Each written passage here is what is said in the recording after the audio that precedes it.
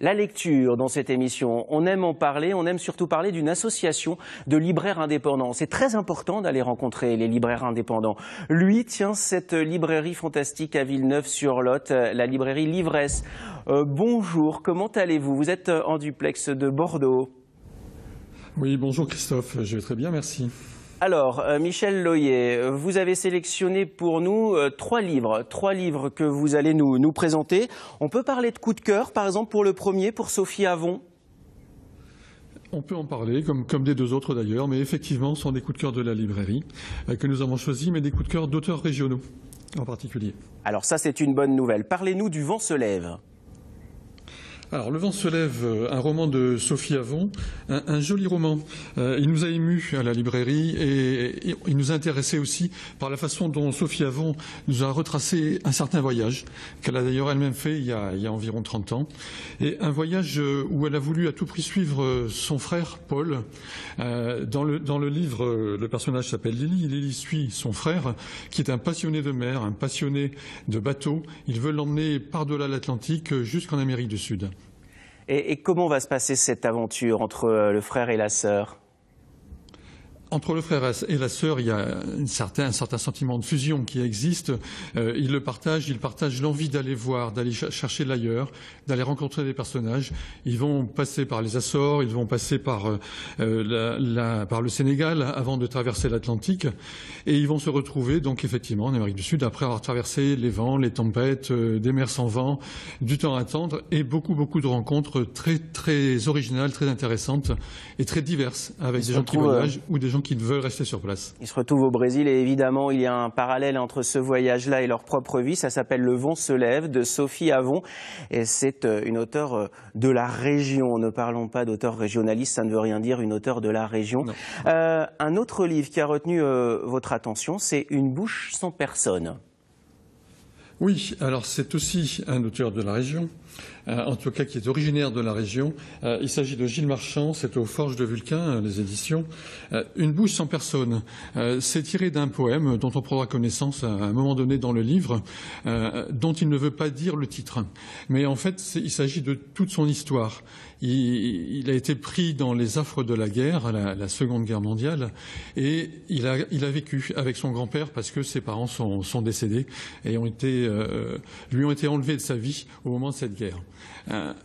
Ce personnage, dont on ne voit quasiment jamais le prénom, a des amis très originaux et il va nous décrire sa vie parce que il vit sa vie cachée derrière un foulard.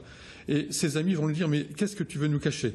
Et en fin de compte, il va raconter cette vie, tout doucement, progressivement, et on va apprendre progressivement, justement, mais très tardivement, ce qui lui est arrivé et comment il va essayer, à travers ce récit, de se retrouver lui-même et de rentrer peut-être dans une nouvelle vie.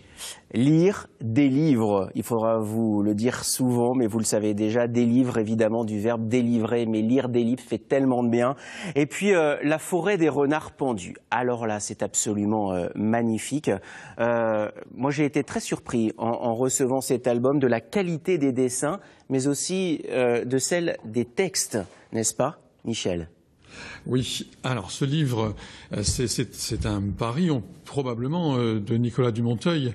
Il a repris un roman d'Arto Paasilinna qu'il avait écrit dans les années 80, 1983 je crois. Il l'a repris fidèlement. Et à travers ce livre d'Arto Paasilinna, qui, comme tous les livres de celui-ci, sont plutôt loufoques, sont très particuliers, ça part dans tous les sens, les personnages sont assez improbables, eh bien, Nicolas Dumonteuil nous fait un dessin d'une particularité, c'est qu'il est en sépia. Tout le dessin est en sépia, alors que le livre d'Arto Paasilinna est tout en couleur, on peut dire, dans son récit. Et ce dessin est très beau. Il donne bien l'atmosphère du livre, il la rend très bien. Il y a à la fois des dialogues, mais aussi des parties qui disent ce qui se passe dans l'histoire. Et on va trouver un personnage d'un gangster sans foi ni loi qui veut fuir ses amis qui vont sortir de prison, cacher le magot qu'ils ont réussi à voler. Mais en fait, en fuyant ses amis, il va rencontrer lui-même d'autres personnages assez improbables aussi. Nazca, une vieille dame qui ne veut pas rentrer à l'hospice. Gabriel, qui est un militaire qui est pris de boisson et qui veut se refaire une vie. Et tous les deux vont rencontrer l'amitié, vont rencontrer des choses particulières. C'est beau, l'amitié. Par exemple, un renard.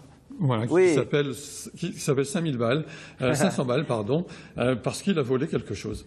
Eh bien voilà les coups de cœur de Michel Loyer, qui est libraire à Villeneuve-sur-Lot. Ça s'appelle La forêt des renards pendus. J'espère qu'on vous a donné envie de lire ces livres. Allez rencontrer les libraires, comme par exemple Michel à Villeneuve-sur-Lot. Il vous accueillera avec grand plaisir. Et puis hier, quand on s'est parlé au téléphone, on s'est promis de parler aussi des éditeurs de la région, parce qu'ils font un très très beau travail. Merci beaucoup Michel. Oui. J'étais ravi de vous accueillir dans cette émission pour parler de livres. Ça fait du bien de parler de livres, ça fait du bien de parler avec des libraires qui savent de quoi ils parlent. On va partager cela souvent, régulièrement avec vous.